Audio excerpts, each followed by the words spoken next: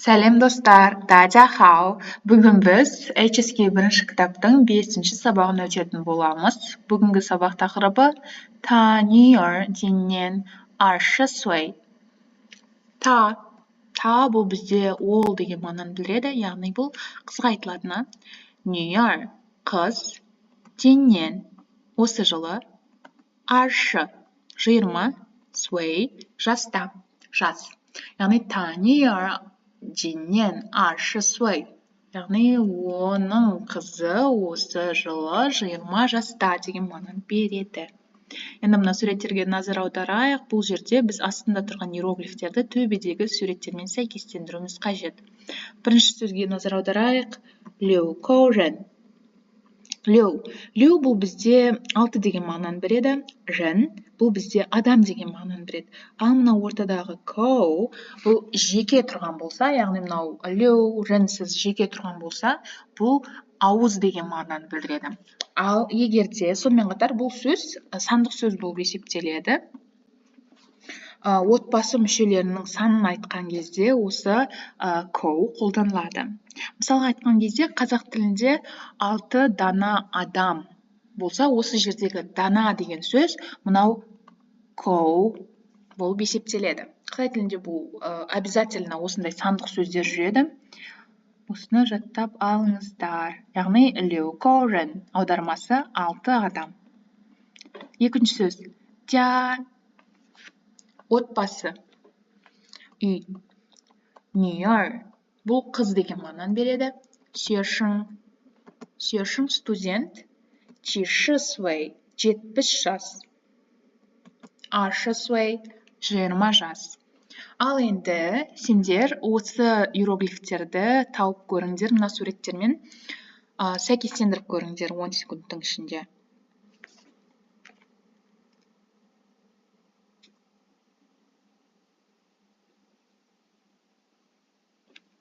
Сәйкестендіріп болдыңдар деген ойдамын. Лю коужен бұл бізде би. Те бұл жерде 6 адам. 2. Тя отбасы, үй бізде си болады. Си жазаламыз. Және де бізге би да келеді, бірақ біз уже биді жазып қойдық, сондықтан сидің өзін жаза саламыз. 3. Нью-Йор қыз. Қызға бізде эй келеді және би келеді. Неге? Себебі екеуі де қыз.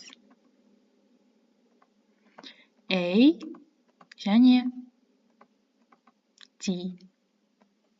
4. Сүйешің студент и. И келеді. Себебі ол сабақта отыр. 70 суй 70 жас. 70 жасқа F келеді. 20 суй бұған бізде дейді қойсақ болады. Окей, болды. Ал енді біз бірінші текстке назар аударайық. Бұл жерде алдымен сөздерге қарап өтейік. Көрейік. Бірінші сөз тя бұл отбасы деген мағынаны білдіреді. Тя отбасы.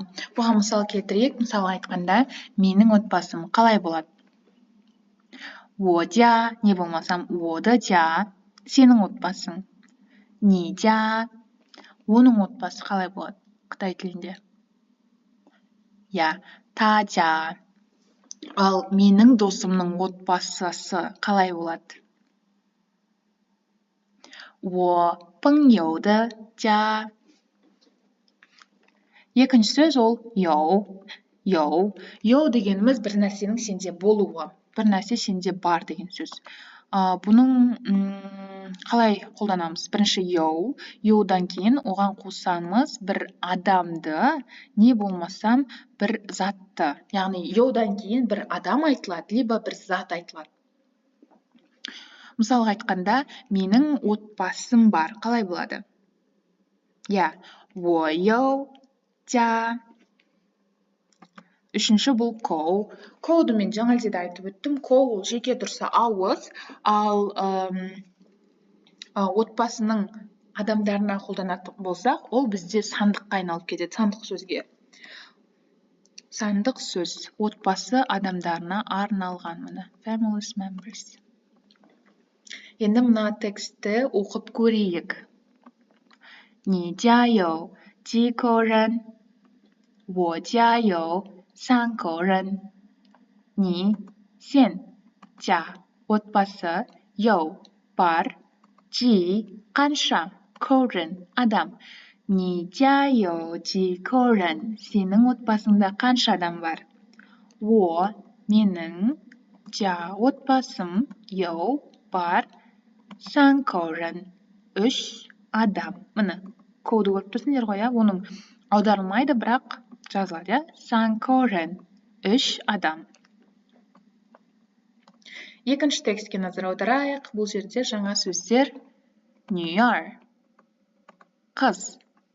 几 бұл қанша деген мағынаны білдіреді. 岁 бұл жас. Л бұл бізде өткен шақты білдіретін сөз болып есептеледі. Иероглиф. Қытай тілінде өткен шақтың ағылшын тіліндегі сияқты past simple, past continuous деген жоқ. Қытай тілінде тек қана сөйлемнің соңына осы л дегенді қоссақ болды. Ол автоматически өткен шаққа айналып кетеді. 今年бұл бізде осы жылы деген мағынаны білдіреді. Ал енді текстке қарайық. 你女儿几岁了？她今年4岁了。你 сен 女儿қызың 几 қанша 岁了 жаста. 她 ол 今年осы жылы 4 岁了 жаста. Үшінші текстке назар аударайық. Жаңа сөз бұл до және да. До бұл бізде жас айтқан кезде қолданылады. Яғни бұл до қанша деген мағынаны білдіреді. Жасқа үлкендік туралы айтылған кезде. Мысалға айтқан кезде, сенің жасың қанша деген сөз Қытай тілінде ни до далы. Ни до да. Ни до да. До бұл қанша. Да бұл бізде қаншалықты үлкен деген мағынаны білдіреді. Үлкен. Яғни до да қаншалықты үлкен деген мағына. Ни до да сен қаншалықты үлкенсің. Ал енді текстке назар аударайық. 李老师多大了？他今年50岁了。他女儿呢？他女儿今年20岁。李老师 Ли бұл бізде адам аты Қытайдағы. Ли лаушы сонда болады мұғалім Ли тодалы қаншалықты үлкен. Яғни оның жасы қанша деген сөз. Та ол 今年осы жылы 50岁了 50 жаста. Та ол 女儿қызы бұл білесіңдер, ана деген алдыңғы сабақта айттық, ше деген сөз, ал оның қызы ше. Та ол 女儿оның қызы 今年осы жылы 20岁 20 жаста. Оның қызы осы жылы 20 жаста.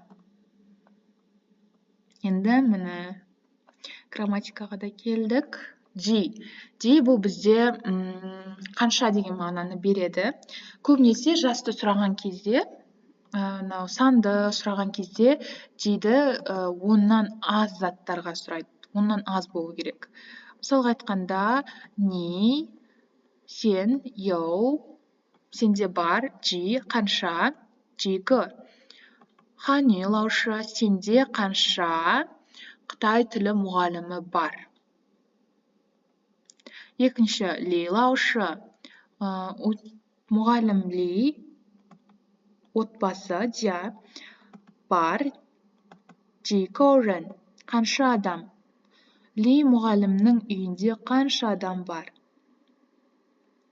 Ни, сен, нүйер, қызың, ди, қанша, суайлы, жаста. Ни, нүйер, жи, суайлы, сенің қызың қанша жаста. Яғни жи бұл бізде қанша деген мағынаны береді екен. Енді біз санға өтеміз. Қытай тілінде санды жаттау ол өте оңай. Қазір біз сендермен оны көрсетеміз.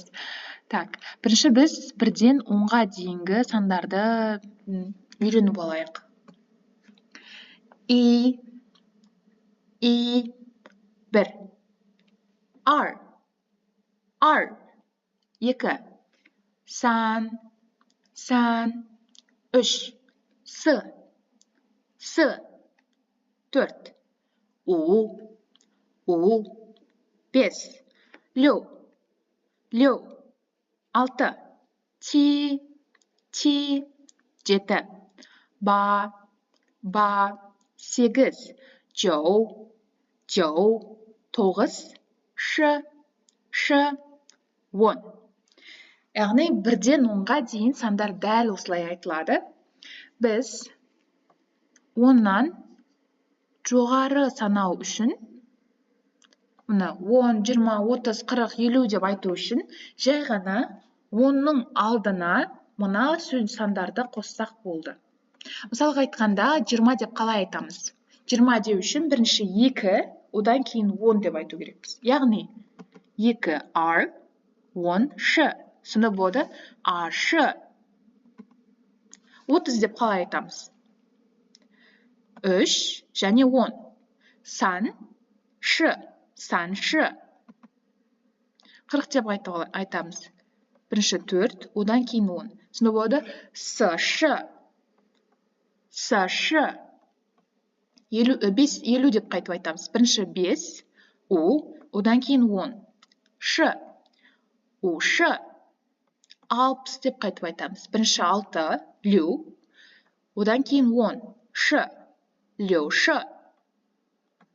70 деп қайтып айтамыз. Бірінші 7, чи, одан кейін 10. Шы. Чишы. 80 деп қайтып айтамыз. Бірінші 8, одан кейін 10. Сонда болады башы. 90 деп қайтып айтамыз. Бірінші 9, одан кейін 10. Шы. 9шы. Міне. Түсінікті ғой, яғни 10-нан жоғары айту үшін біз тек қана осы 1-ден 9-ға дейін, то есть 2-ден 9-ға дейінгі сандарды 10-ның алдына қойып қойсақ болды. Мысалға айтқанда 40 деп қайта айтамыз. 40 деу үшін 4, 10 деу керек. Яғни сы-шы. Түсінікті ғой, Енді 10-нан 19-ға дейін қайтып айтамыз. Мысалы, 10-нан 19-ға дейін қайтып айтамыз. 10-нан 19-ға дейін айту үшін бірінші просто мынау 2-ден 9-дың арасындағы сөздерді 10-нан кейін айтамыз. Мысалға айтқанда 12 қалай болады? Шы-ар. 19 қалай болады? Шы-джу. Яғни 10, одан соң 9 дейміз. Шы-и-джу. Шы-джу. 23-ті қайтып айтамыз. 2, 10, 3. Ар-шы-сан. Аршы-сан. 56-ны қайтып айтамыз. 5, 10, 6. У-шы-леу. У-шы-леу. 88 қайтып айтамыз. 8, 10, 8. Ба-шы-ба. Ба-шы-ба. 99. 9, 10, 9. Джу-шы-джу. Менің ойымша сандарды сендер түсіндіңдер деген ойдамын. Басқа кетейік. Л бұл бізде айтып өткенімдей өткен шаққа. Яғни бұл бізде іс-әрекеттің болып қойғандығын көрсететін нәрсе. Бұл көбінесе сөйлемнің соңында қолданылады. Мысалға айтқанда, міне, ли лаушы, ли мұғалім, тинен осы жылы. 50 қалай айтылады? 5, 10. Ушы.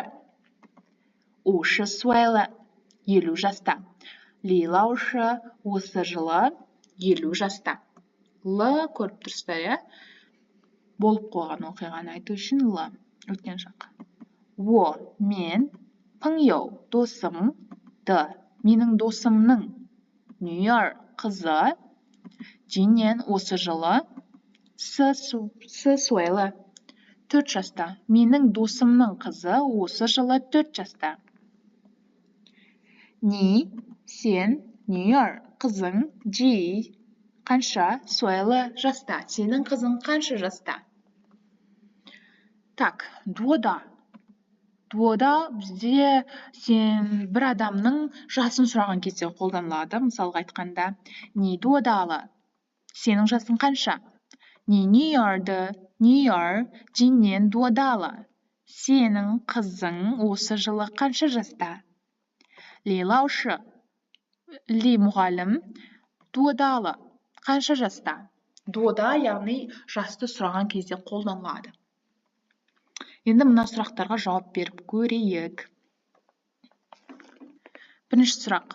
Ни жа яу жи көрін. Ни сенің жа үйің, отбасың, яу бар, жи қанша, көрін адам. Сенің отбасыңда қанша адам бар?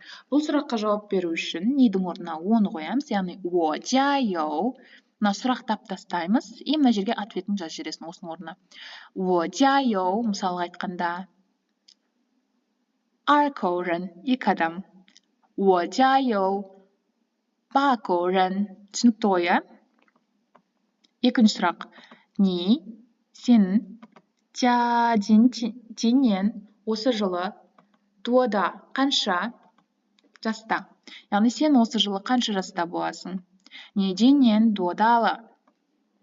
Бұған жауап беру үшін жай ғана нидің орнына оны қоясың. О Jinнен дейсің да, дуодалыны тастайсың да. Оның орнына өзіңнің ответіңді жазасың. Мысалға айтқанда 18 дейік. 18岁了。